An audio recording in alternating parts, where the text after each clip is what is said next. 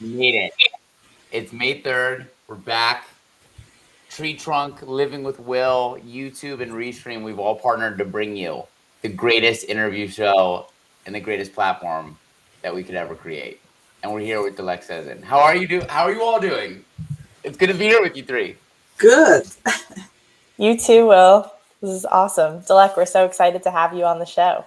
Yeah, thanks for having me. It's really great. Yeah, We were I talking feel before good. we went on air about how I wanted to uh, get the same shirt as Dilek, and she informed me that that would not be possible.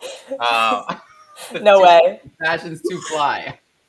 No, no. Maybe for you. Maybe for you. Just for Oh you. my God. I love this. Well, we can jump right in from there. I think, I'm just so curious how this introduction came to pass. How did Dilek Sezen and Tree Trunk, how did that come to be?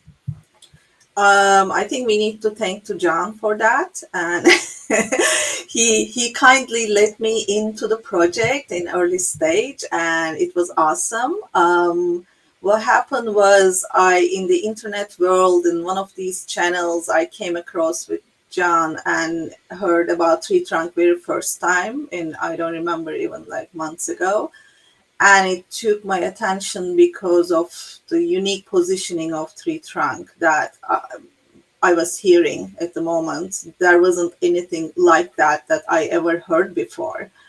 And I'm a very proactive person and very curious person. So I wrote him, I reached out to him and asked about more. And then more I ask, and we stay connected. And then once the Tree Trunks start reveal its roadmap and start gathering the community, I was lucky enough to be onboarded early on. So yeah, but we all need to thank him. So I love that. I love that. And what was the introduction for you with blockchain technology in general? Was that around the same time or? it's slightly earlier, but I think I'm kind of like I'm a little bit in latecomer in terms of when you think about what happened between 2020 2021. I'm sure you know more than I do. So I jumped in around 2021 summer, which was kind of right when the Miami event was happening. The first day I was in Clubhouse was a live Miami NFT week exhibition, and everyone was online. Everyone was, oh my God, that's so great. I didn't know they were in metaverse. I just knew they're in somewhere looking awesome art pieces, and I need to be there too. So that's how I get in. And then the rabbit hole, sleepless nights, and trying to figure out everything and learning still going on. At least I think generally we all a little bit calmer at this point, but I'm behind, like 6 months behind everyone else. And so it was quite interesting to me how I mean, I just by instinct as an artist, I knew this was something I need to go through and follow up what's going on. And at the same time, I have a studio for over 15 years, a design studio. I design products, so my background is fine art, but at the same time, my path was more in product and luxury market. So that was also quite interesting to me in both sides as a business owner as well as an artist. So artist side was a little bit heavier at that moment because I never had a chance to bring my artistic part along the years. It was always about a brand. It was always about a certain project, and it has its own time frame, budget, all of these details, the challenges you need to go through. That's completely separate than art world. Even if I work digitally, it wasn't applicable to in any mean to my artistic side. And I love digital sculpting. Personally, I just love it because I love sculpting, but the digital sculpting is great because I don't need a studio. I have my virtual clay, I can do whatever I want to. So this first time it kind of like clicked with the blockchain, with NFTs, with digital revolution in a way. That's how I just jumped without thinking. I don't think we need to think. So yeah, that's how I started. Certain things That's I don't think you amazing. need to think too much on. Like jumping in on blockchain, I was the same way. Something about it, I was like, this is a no-brainer. Yeah. Um, I'm curious, a lot of the artists that I've interviewed over the years, the separation of business and art is something that I think is a very relatable phenomenon Hmm. for someone who has so much experience with both. Like, how do you use your business expertise to help with being a professional artist? Like, what are some tools that you could share with some of our Yeah. less talented business artists that are listening? Yeah.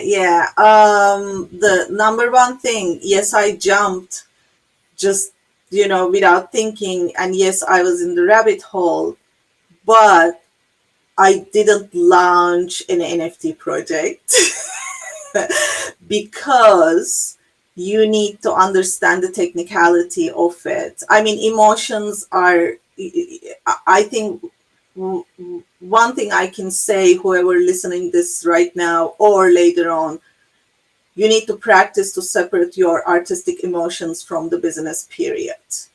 If you don't do that, then you're gonna have so many stories, and I don't know if it's the end gonna be good or bad. So we all do that, we all do, but as much as possible. So knowing my, with my business background and going through all of these business projects, one thing I knew, yes, it's easy to launch a project. Yes, it's easy to mint an NFT just for fun. That's okay. But if you don't know some security details, if you don't know who to go, who to ask, if you don't get a sense of the environment, you may get not great advice, for example. Then you lose time. Technically, when you lose time, no matter what you do, you are not going to go forward anyway. So I'm a little bit cautious on that part. Just stay realistic.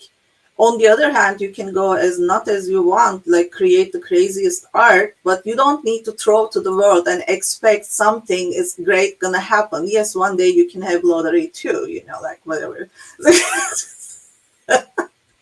So that was my approach, and that's probably particularly why I choose to reach out somebody like John, because when I typed his name, I was like, oh my god. And he was kind enough to reply me, and I actually told my husband, do you know who replied to me? And he's like, what are you doing again? so but you try. So that's maybe like you can take your energy, artistic energy, to progress, instead of throwing out some art pieces and expect something that you don't know. You need to path the way. And I think everybody is so lucky, if any creative person aware of the situation right now with the Web3, we are all so lucky anyway. We don't need to rush like crazy. So yeah, that's my 2 cents. So that is valuable 2 cents. Go ahead, John. Yeah, I mean, I think that it resonates a lot with me. That whether it's art or actually starting a business, it took a lot of years for me to disassociate a good day from a bad day, depending on whether I got a nice call from an investor or something. It's like the good days and bad days aren't about that. It's about the work, and you can have a good day or a bad day on the work, but it is very hard. I think we might have been on a Clubhouse together where somebody was saying, the way NFTs are run today, and like you said, as a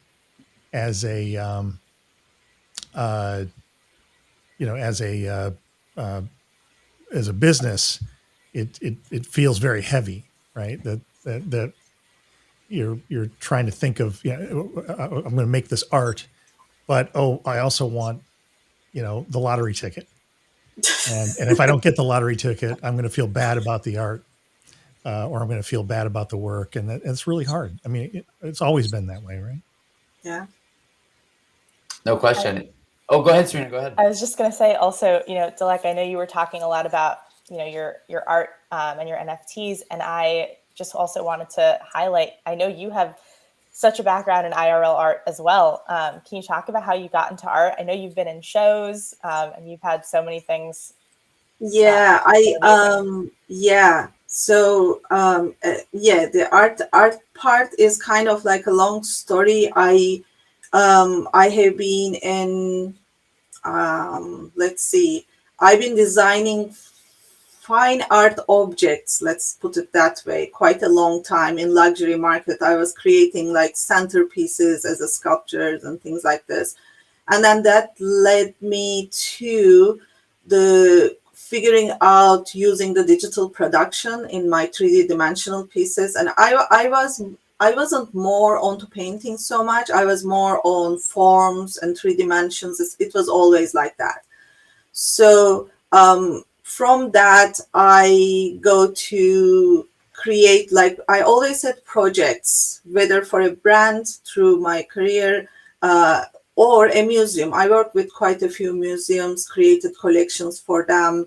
And what it was kind of like, let's say Santa Barbara Museum of Art bring a exhibition, and then we created pieces for them working with the certain paintings and things like so historical paintings, like any special story that I can design on. That's more my specialty, and especially in luxury market, that's kind of um, that's kind of like very important because you need to understand what client trying to bring out without really telling you to what to do, that you bring out the story and create something around it, and it needs to be whatever function it has. So that's my specialty, and that comes to more when I do my artistic pieces. It's kind of like create a habit.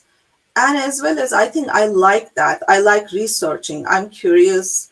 I like the content. I mean, aesthetics is one thing, but any good art piece also has a story behind or a content or something interesting that you never forget. I like that. So I think that also form my habit, and that's whenever I create an art piece, it's always something needs to click.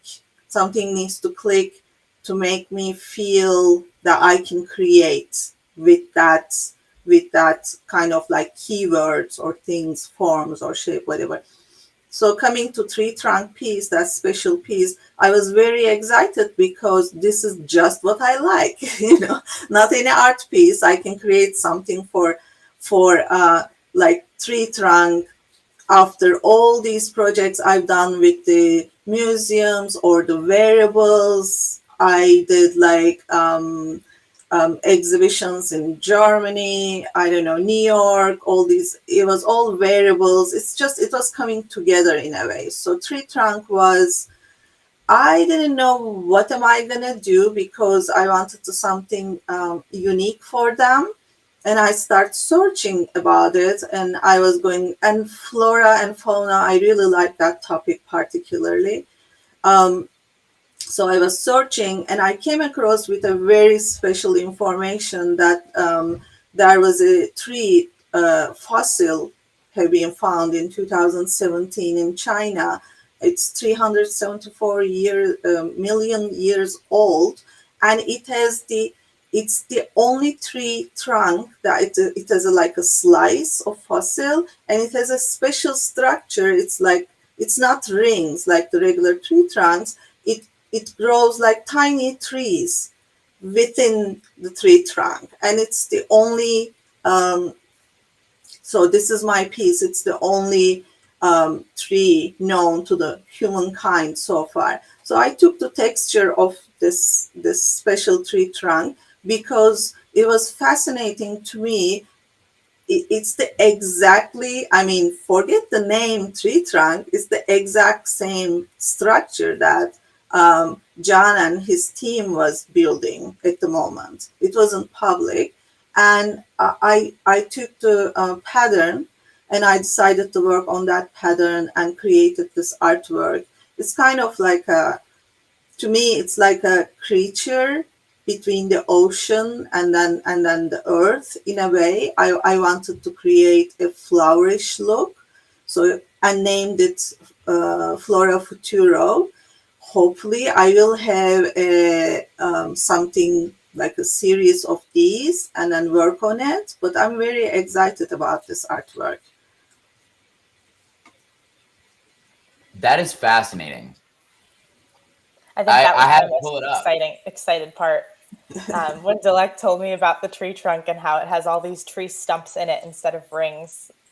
That is tree trunk. Yeah, like Yeah, I this is love like your a jackpot. I To love me. your work. Like I'm so glad that you're doing this, and I like the fact that you're an artisan and an artist, right? I mean, that's always been the way artists usually have to pay the bills is by their is by either by waiting tables or being an artisan, right? And so you've been on both sides of that, and I think it's a good place mentally to be for this kind of for the tree trunk style of NFTs or the EIP 4910 style.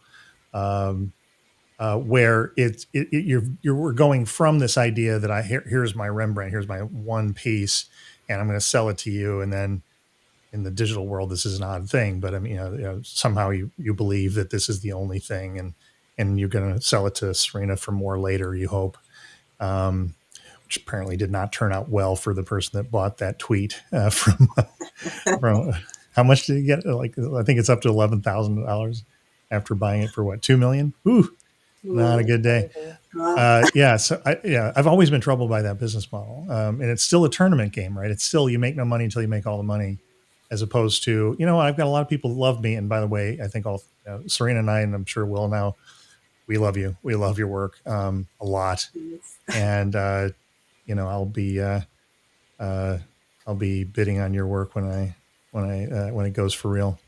Now it's I fun. have a bunch of your pieces in the testnet model. I've got a bunch of your stuff, and it is fun to watch the royalties go up. And yeah, I can tell who's driving purchases. Oh, it's Yeah, fun. I'm going in and checking it out, and I think that's another like it's very unique platform. I mean, there's nothing out there like that, and I'm keep talking about it to the other artists or whoever I feel like needs to be onboarded, over there. Um, but just not for the artist. I mean, to me, right, like right now, it's more coming from my business side in general. I see so much opportunity with the tree trunk system technically. I mean, first of all, as a product designer, the limited edition is the most important part of my work. Limited edition, it creates the exclusivity, it creates the beauty, it it gives more than the object itself as a value, and then it carries the value. So Tree Trunk brings that to the table for artists or in any person. And the other side, I'm thinking I'm on the board of two different nonprofit organization actively working. I cannot wait what I can do with them and for them going forward. We can always like one of them actually I curate exhibitions for them as well, and then I have a bunch of photographers and all of these other set of artists beside my own circle, and a stream of income for a nonprofit is very crucial and for their job, for their survival. So I have also that part of thinking for Tree Trunk. So I think yeah, Tree Trunk brings us a very like a new way of thinking for the NFTs as well, and the convenience. Another like an example, a case for me. I have a couple people like this painter, no idea about technology. Only the thing is they heard from New York Times that NFTs are important. They need to do that. Zero idea. I told one of them like, oh, you can drag your picture and then in 4 steps it's gonna be NFT. He was like, can I get in now? I'm like, no, wait. yeah. You can. That's the other Well, thing. There are people like this. have them sign So, up. Hey, Serena, we got to check that sign up thing.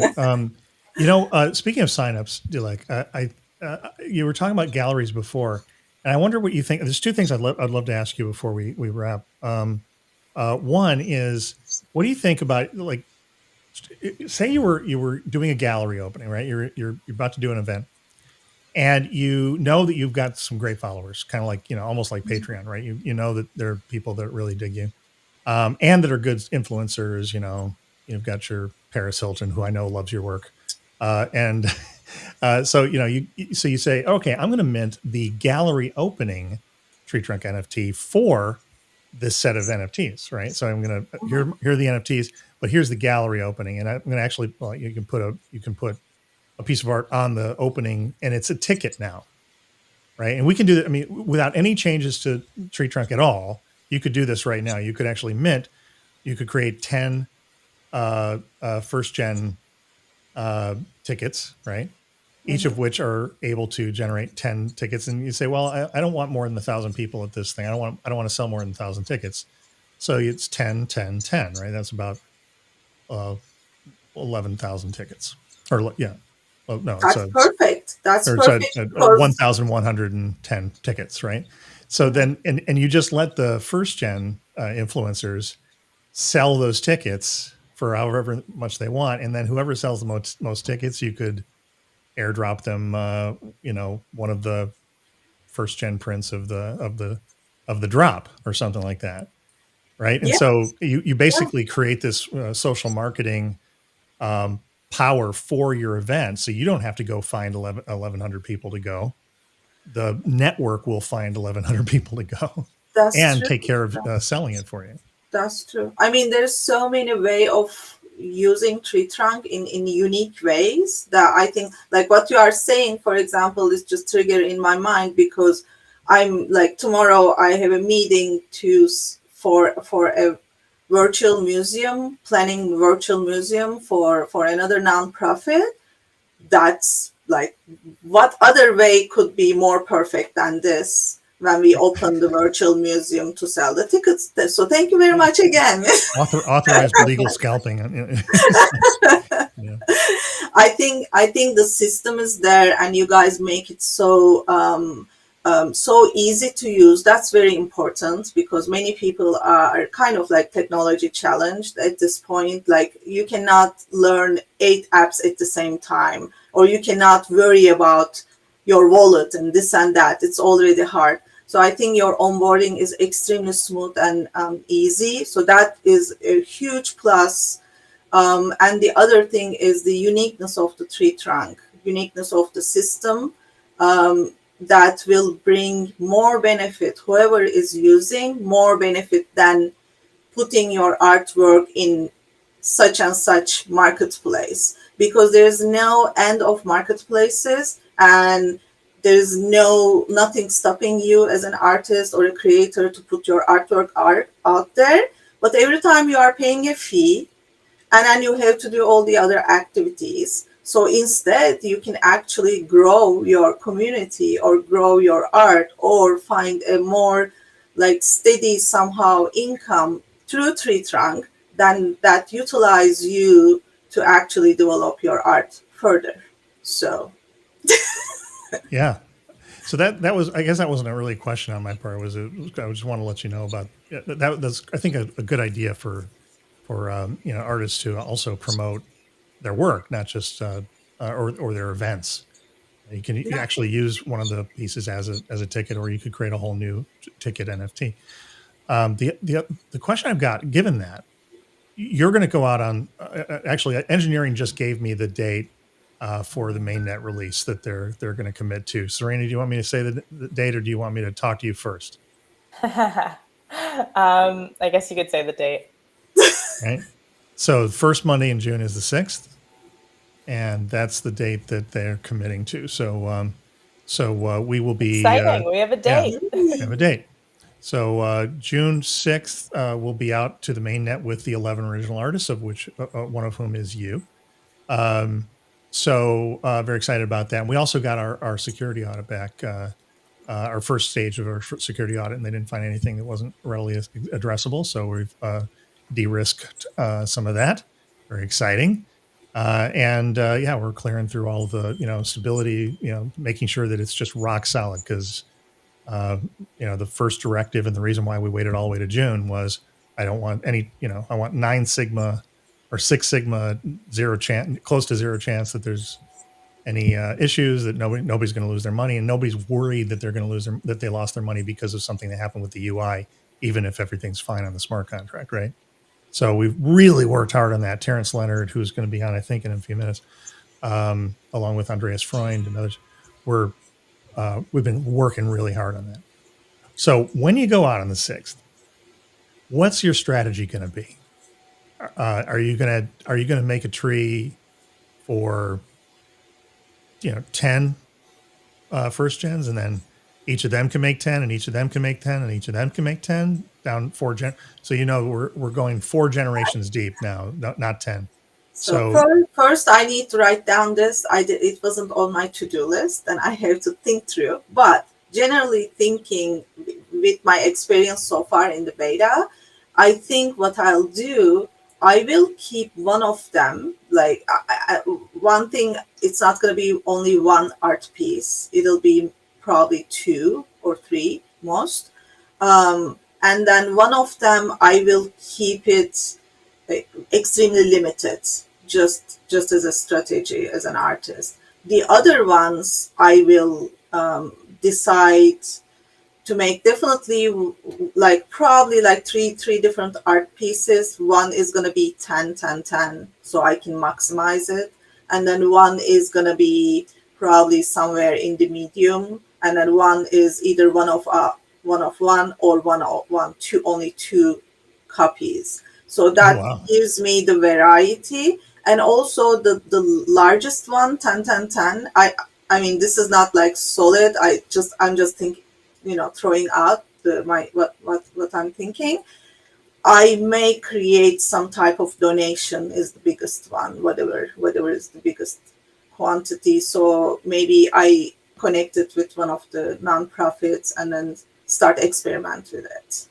We're not going to have this feature for GA, but it's on the roadmap. That's okay. I'll do it. No. I mean, the feature will be. Let me tell you the feature first. The feature that I think will be helpful for that, especially, will be royalty splits. So the smart contract actually supports royalty splits, but we don't have it, like a UI for it that's just wasn't on the priority list for GA. Okay, I'll wait for that. But yeah, we can do. All right. Yeah, the gang is coming on, so we'll have. Dilek, is such a pleasure. It was so great to meet you before starting and have this conversation. Huge fan, and I cannot wait to learn more about that tree. I've literally my brain is just 374 million year old self-replicating tree. That is incredible. Yeah, I'll send you some info. Maybe the t-shirt. I don't know. Hey, Dilek, one thing before you go. You might consider for your one of one, 4 generations, 1 print, 1 print, 1 print, 1 print. So it's basically, it's not a 1-on-1, it's a 4-on-1, so that the first gen still gets the royalties from the second, from the royalties from the third, but it's only 4 prints total. Exactly. That might be a really interesting way to do it. I think if I were doing it, I would always max out, because in my view, I wonder what you think before we drop off. My view is that the rarity is the generation level. Fundamentally, if I've got a first gen, I've got 1 of 10, or you could make it 1 of 5, right? But I would go 10s all the way down from there, so that I never, because the rarity is sort of built in. There's always going to be just 5 first gens. That's kind of what I've been thinking. But I don't know. It'd be interesting. I love how you're doing. So you're from you're from the business, and you're doing basically ABC testing, which is it's embedded. Yeah, we gotta hire Great you. to see you guys. It was so great to have you, Dilek. Okay. Well, see you next time then. Bye. Bye. Well, Will, with your permission, I think I'm going to unceremoniously take over. You definitely don't need my permission for that. I'm with it. I'm excited. Yeah, no, we can tag team, but we've got our very special guest, Dr. Andreas Freund, and our good friend Keith Salzman, who is, by the way, a total rock star. If you catch him on Amster based, that's hashtag or @ Amster based, I think, or if you go to baseline-protocol.org, you'll find the Amster. There's a big developer conference in Amsterdam last week, and Keith did a spectacular session on the baseline protocol there. So Keith is welcome to the TreeTrunk, and so Andreas and Keith, and I don't know if Terrence is going to be able to be on it or not, because I know that he's working real hard on engineering side. I just went off that call. He's majorly he's focused. Okay, that's cool. Focused. So that's totally fine though. Don't so worry I thought about we'd it. just have a conversation about and I'll switch over to 4910 reference implementation. You mean you want Geek Hour? All right, let's do. Yeah, we're going to geek out. Do Geek Hour. Let's do it. Yeah, and let's do it. I think Andreas, if we can share screen for some of this, if you like. Sure. Yeah. I wish I had the Code Don't Lie stinger from the Baseline show on Wednesdays. Because this is so everybody, what we're going to do now, we've as I said just a minute ago, we have received I'll turn that off for a second. We've received a pretty good report on the security of the smart contract, the EIP 4910 hashtag EIP 4910. Do tweet that out. Which is the new extension of the ERC 721, the venerable NFT standard from time immemorial, or at least 2015 or 14. And what we're going to be, what I thought was time for us to do is for developers. So this is the developer section of the show. This is a chance for developers and artists who work with developers to get a dive on what the thing does. What is this 4910? What does it look like? What functions does it have? So we're going to get a little codey now. Code don't lie. Code is beautiful. Code is power. If you're an artist, learn to write code, man. It's a great way to have power. And so if we can, Andreas, if we can kind of walk through the 4910, and I think we'll just take it from there. So, and I think we have some reference links that we'll definitely put in the on the YouTube in the notes and that sort of thing. But there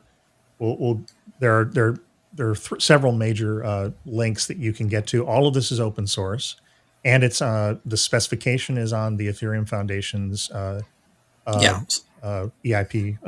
The reference implementation is public. This is not the public repo. This is the private repo. I'm giving you a sort of like a preview to the latest and greatest, which is like 98% what's in the reference implementation. But we added some fun stuff to it. That will make licensed attorneys really happy. So let's dive right in.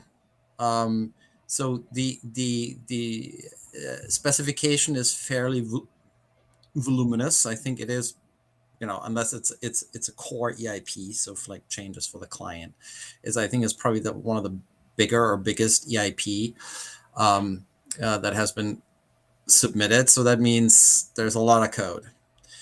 And anyone familiar with Ethereum or EVM compatible blockchains knows that there is a 24 kilobyte code size limit, which is pretty annoying, but it is what it is. So we got to deal with that. That's why we have multiple modules here, as you can see, that represents not one contract but a contract system.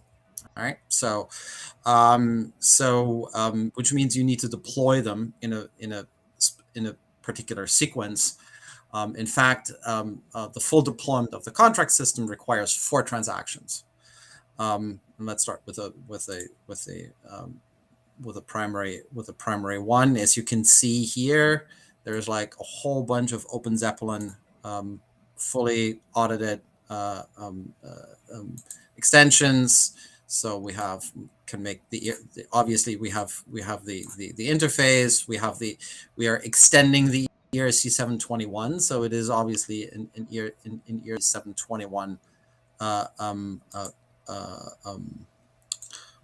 What do you call it? Like evolutionary. It's like the one past Lucy, so to speak. We're including that it's burnable, it's pausable. So if you find something, you can the creator can pause, and it extends the storage, so we can put some interesting data structures into it. It has the proper interfaces, etc. So having said that, and also importantly, it has reentrancy protection for those of you out there. That's really important when you're dealing with money. Also, we externalized our storage structures, which is important, and we're also utilizing the royalty and the payment module, which are two submodules to the actual royalty bearing token. So as you can see here, this is the very long headline for the contract. Now let's dive in. A bunch of things. There are events that are being put in here. I'm not going to go into that detail. It's important is when you're actually starting to deploy it. This is the constructor, and really important. You can see, besides the typical ones, which is name, symbol, and base token URI, which is typically your link to your IPFS picture. Of the NFT. That reminds me, John, would you like to tell the audience what this URI is going to point to? This URI is going to point to the actual NFT asset, right, on IPFS. Right, but what is that NFT asset now? It's not just an image. No, it's effectively a DApp, right? It is DApp, and remind me again, who's building that right now? Keith Salzman. Yes, famous Keith Salzman and Keith team. Salzman. Yoav Bitan and Sonal Patel and Keith Salzman, and also Mark Rimza. Exactly. So anyway, so here's you can now set when we're extending it. You can set your tokens, which you're accepting for buying and selling. You're setting, obviously the creator is very important, so you're setting that.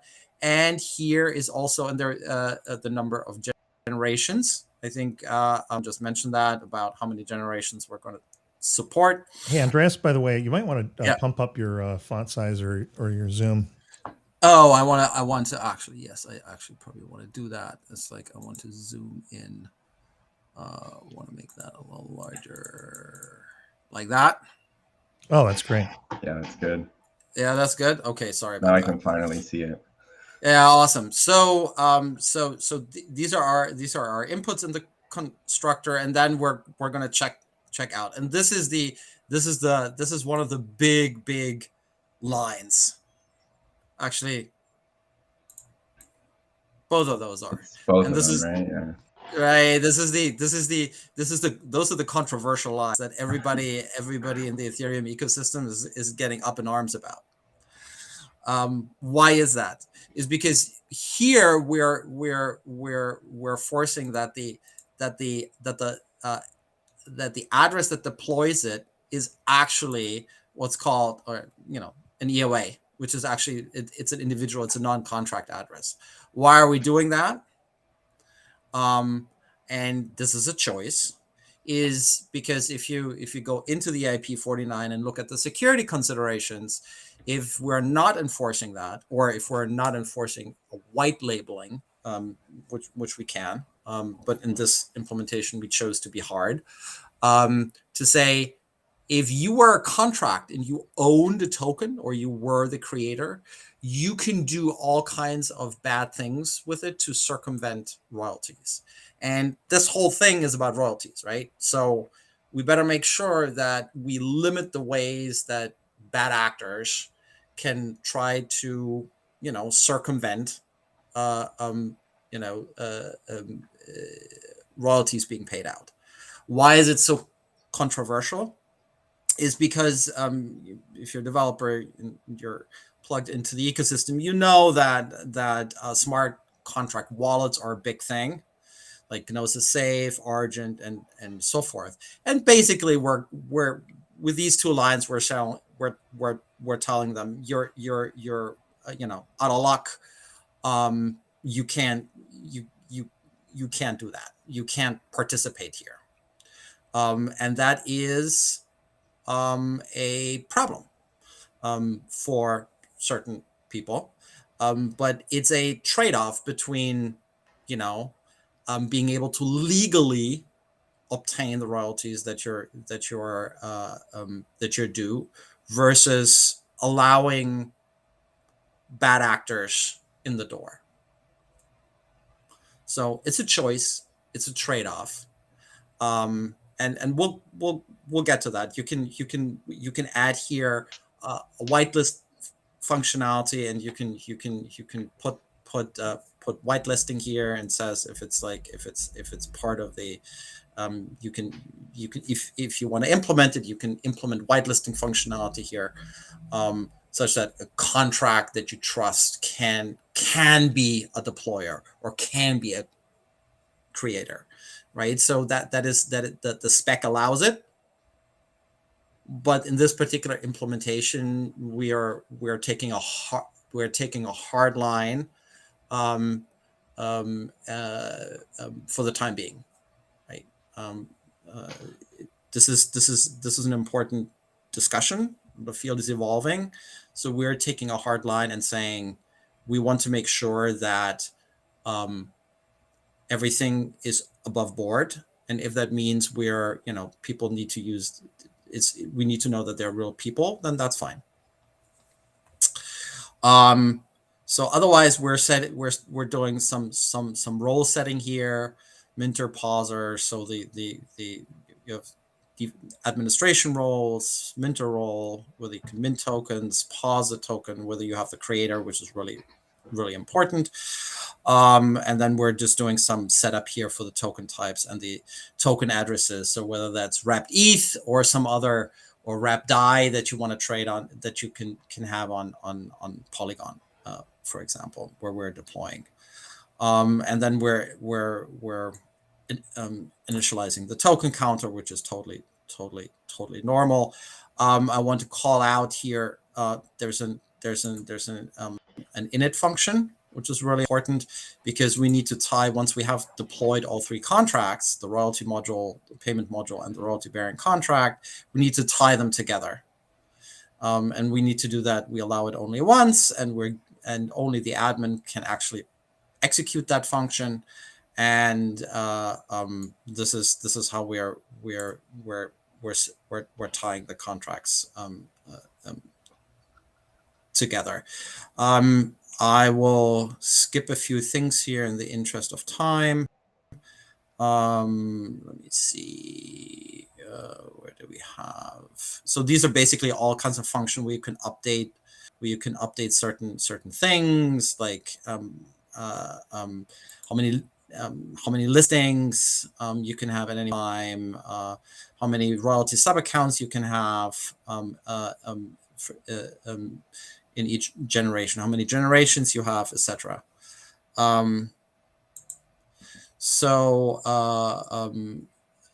That's just to highlight that. Where do we have update royalty accounts is a good one. So if you have, and because that comes back to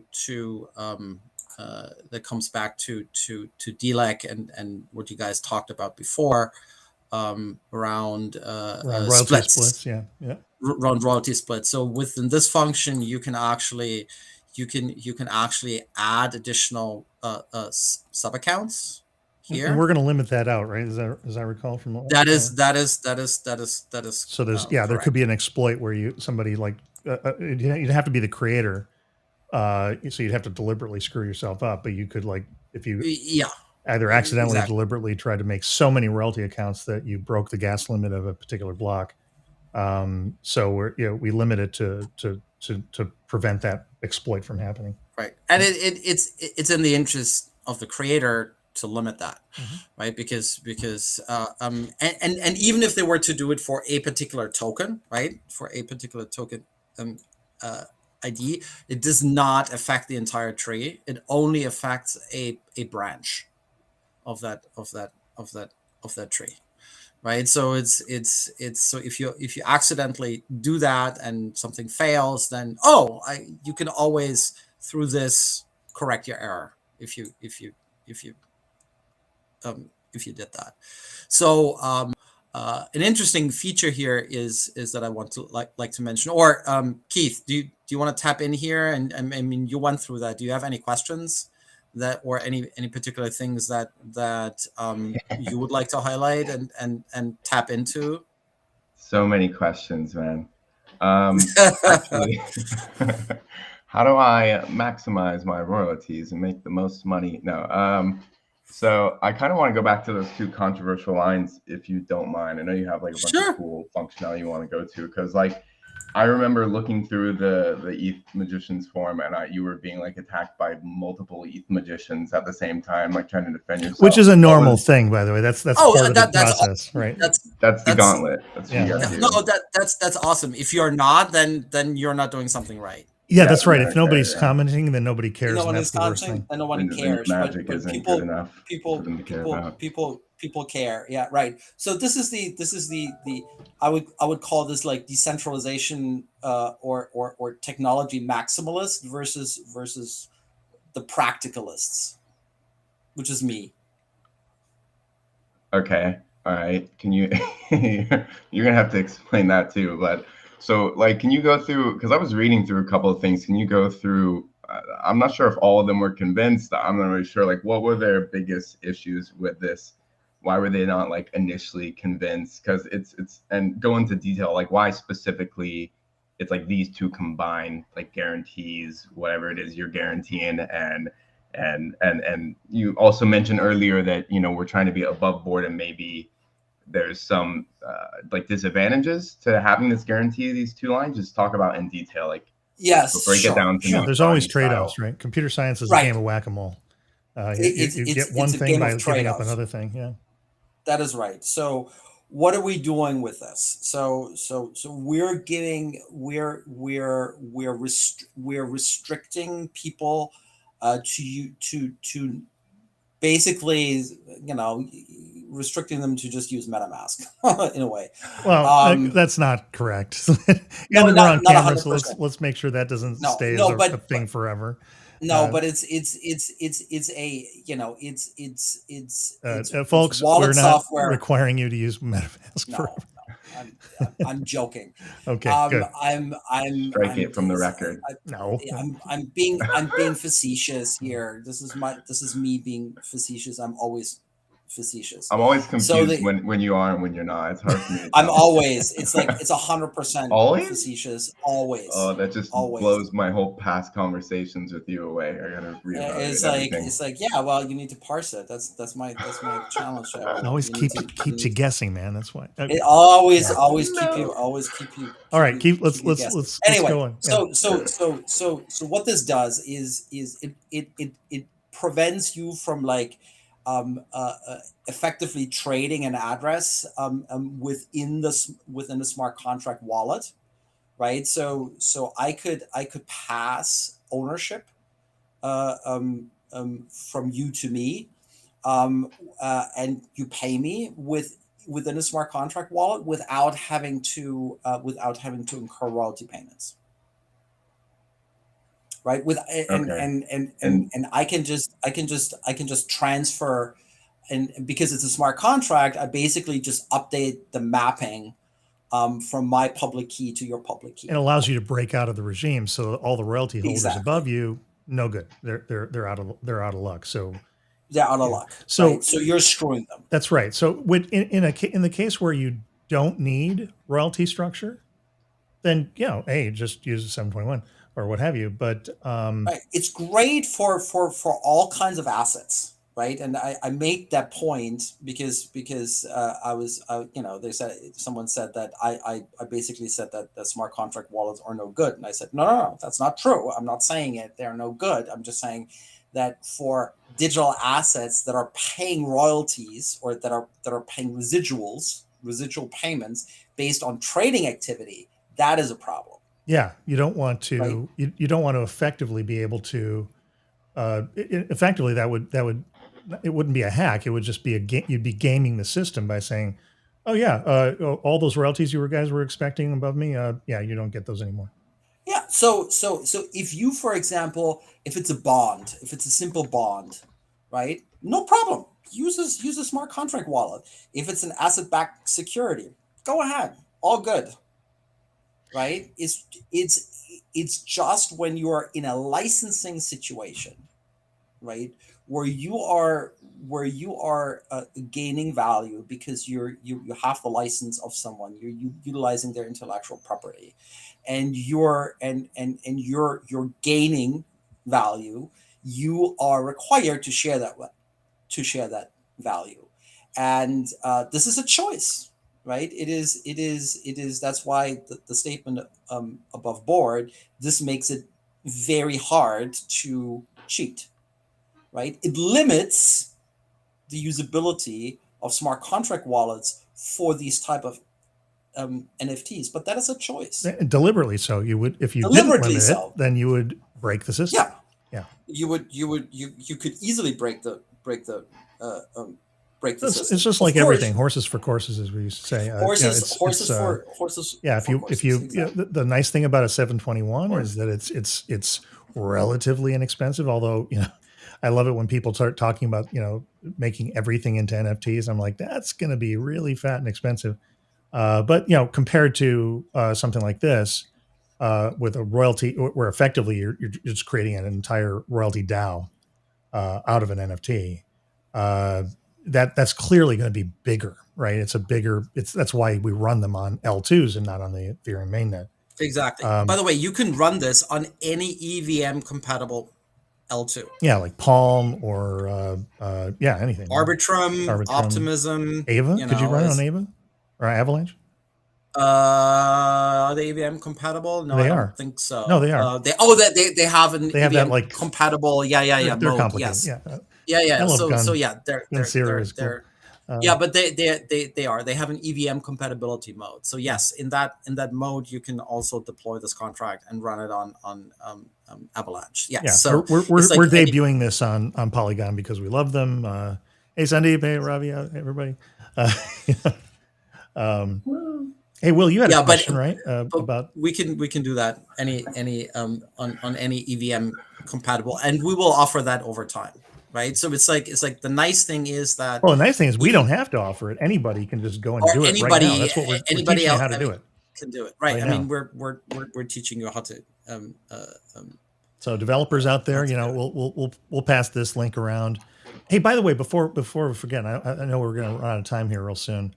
And by the way, thanks Andreas and Keith for coming on. Keith for asking a good provocative question there. No problem. We have a. Will's got a question, but before then, I want to ask. I can't find it, Andreas. I can't find the link to, or maybe it's not public yet. But there's going to be a really nice developer kit piece that Volod made. I couldn't pull that up. But you mean the explainer? Yeah, the explainer. Yeah, it's so really that nice. Is not. Yeah, it's not complete yet. So it will be part of the reference implementation once complete. There is already, again, in the reference implementation, which is public repo, there's an explainer how to deploy, run the tests, etc. Everything is step by step explained there, and it just does not have that functionality explainer that's going to be added, obviously, to that. And if anybody wants to go to just TreeTrunk.io, and you can go to the bottom, go to blog, and you'll see there's a 4910 blog entry that has the links to the EIP entry on Ethereum Foundation, and also has the open source code and for the reference implementation, all that stuff. So everything you need to get to to build your own EIP 4910 on anything you like and modify it, do whatever you want, you can get from that blog. It's got all the resources you need. Yeah, I really need that explainer, and hopefully it comes with like a little cartoon character that guides me through it. Clippy. Oh, Yeah, like Clippy. Like, Who wants like Clippy? what? Like what, Keith? Like So- Gola Gola Island, that was frog or something. it's like we'll have, I don't know, we'll find a nice tree trunky character to do that. Anyway, Will had a Yeah. question. What's Yeah, Will. what's that? Yeah, no, Oh, it's a good one. I have so many questions after this conversation. I had a new one about horse for a course. I've never heard that one. That's good. Yeah, me too. What is that? I lived in Australia for a long time, and we said a lot down there. It's horses for courses, mate, which means Love that. basically, right tool for the right job, or It's like par for the course. Horse for the course. I love that. All right. Well, the more you know, knowledge is power, y'all. The question that I have is, I think one that a lot of non-developed folks are probably wondering after listening, which is this gauntlet that you all have to go through of the ETH magicians. Can you talk a little bit about that? Yeah, we should probably give a Sure. background what the ETH magicians No, are. we can't. Oh, talk about okay, it. yeah. So no, it's a secret It's like Fight society. Club. It's like Fight Club. No, so the Ethereum ecosystem has actually, it emerged, I think, around 2017, 2018. Was the ETH magicians were created because the ETH research, which is another very wonderful site. If you really want to geek out, ETH research is like awesome. But that is very, very, very, very techie. ETH magicians is sort of like a hybrid between techie and sort of like the normal folks business. If you want a particular smart contract or specification to become a standard, there's a process that you have to go through that is defined by the Ethereum Foundation. And it basically requires you to have, from the very beginning, a public running commentary where people on the ETH Magician forum, so not on the GitHub where the EIPs are actually stored. That used to be the place to have it. Now they have moved it to the more user-friendly, a little bit more user-friendly ETH Magician forum. And basically, you need to publish your idea there and have have comments there, and then you can once you've done that, you can open a pull request in the EIP's EIP repo to have your draft enter the standards process, which can take an indeterminate amount of time. A lot of things that are stay in draft standard for years. It's all about finding consensus to move forward, and a lot of things that have become like the nomenclature or not have never reached full standard. So there is a process, but it's basically on the popularity of what your EIP is. That's basically in the end the judge of adoption or not of success. So, and this one is obviously a bigger beast, just because of what it's dealing with. It's a complex subject matter. Andreas, thanks so much for this. And Keith, it's great to see you. I think we're going to wrap because we're a couple minutes over. But Will Gaines, Serena Sharangundla, it's great to see everybody. I loved having Dilek on. It's so great. I think it's a good format, really, for every week, is to have some art and some technology that and some transparency.